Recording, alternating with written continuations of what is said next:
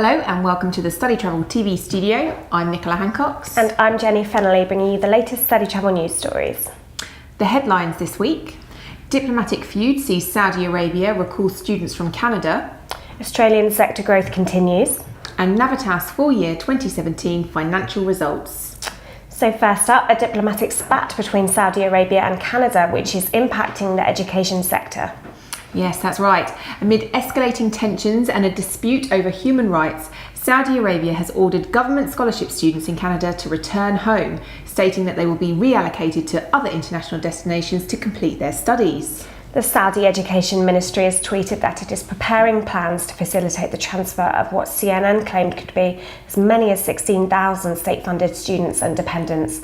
Saudi Arabia is a top 10 source market for Canada, despite cutbacks to its scholarship scheme over recent years.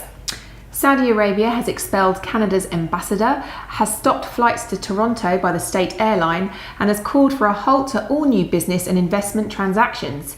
The moves follow Canadian criticism of the arrest of human rights activists. The Canadian Bureau for International Education, or CBIE, told StudyTravel magazine it was concerned about the welfare of Saudi students in Canada and was monitoring the situation with its member institutions. Next up, Australia's international education sector remains on course for another record year, according to the latest government statistics, but there are signs that the growth is slowing. In the year-to-date statistics to the end of May, there were more than 620,000 international student enrolments by student visa students, an 11% increase compared with the same period last year. All of the top 5 increased, including a 54% jump from third place Nepal. However, growth in new commencements this year was only 6%. The slowdown was most noticeable in the English language sector, which acts as a significant pipeline for the vocational and higher education segments.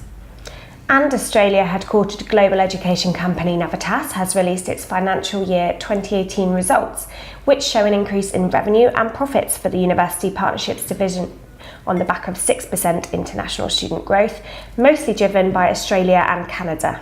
The growth went some way to offsetting overall losses caused by restructuring of the company's careers and industry division following reductions in government-sponsored contracts and the closure of SAE colleges in the USA.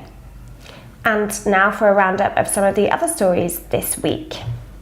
A Malta-focused agency, Malta Vista, has launched an app for international students in the country, providing information on activities, discounts, maps and friendship functions. City University in London, UK has announced an extension of its pathway agreement with Into University Partnerships. Quality English has welcomed International Communications College, or ICC Hawaii, as its latest US-based licensee school and first in the Aloha state.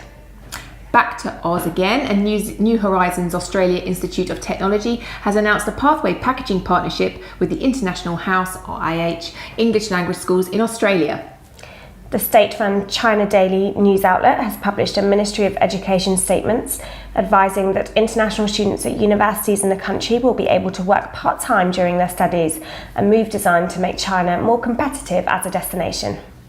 And the Observatory on Borderless Higher Education, or OBHE, has published a report on the state of global online higher education, comparing the growth and impact of online provision in a variety of different destinations. More on all of those stories on our website, as well as photos from Languages Canada's celebrations of World Student Day and our very own StudyTravel summer barbecue party. Oh, that's a good one, wasn't it? Thanks very much for watching. Goodbye. Goodbye.